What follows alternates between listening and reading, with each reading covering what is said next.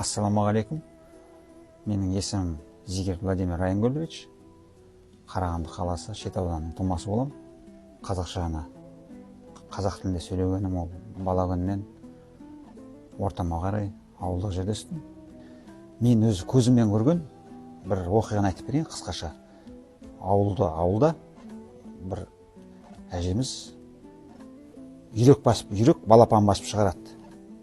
Балапан басып шығарады. Үйде қаз, тауық деген, қой деген көп ол уақытта. Мен баламын кішкентай. Жаңа жерде үйректер шығарып жатыр екен, ана өзінің несін балапандарын бір уақытта қарасам, бір жұмыртқаны әжеміз алып, ішінде шала жамсар, жыны жоқ, до конца нетілмеген, қыздырылмаған үйректің шетіне қақып қойған жұмыртқа.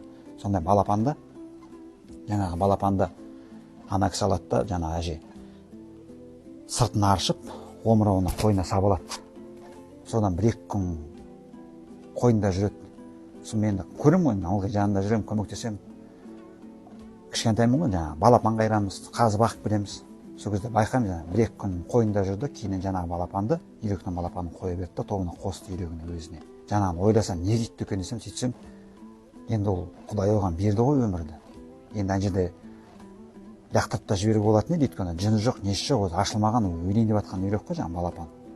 Соның өмір беру ғой, үйрек. Сонда қарасаңшы, мейірімнің қайда жатқан.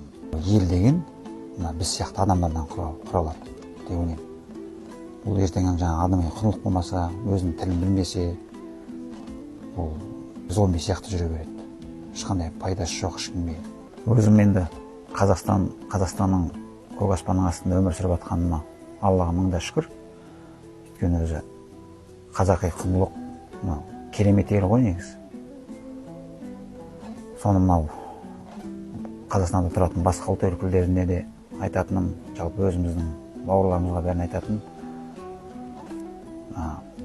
үйде аз уақыт болса да өсіп жатқан ұрпаққа көбірек көңіл аударып, қазақша сөйлеп, бауырымызға басып, кішкентай болса да ертегімізді айтып, қиссамызды айтып, соны білсе, ол керемет ел болады.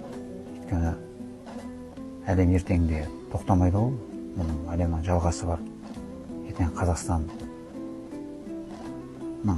болашағы осы кейінгі қазіргі өсіп жатқан балалардың қолында емес пе?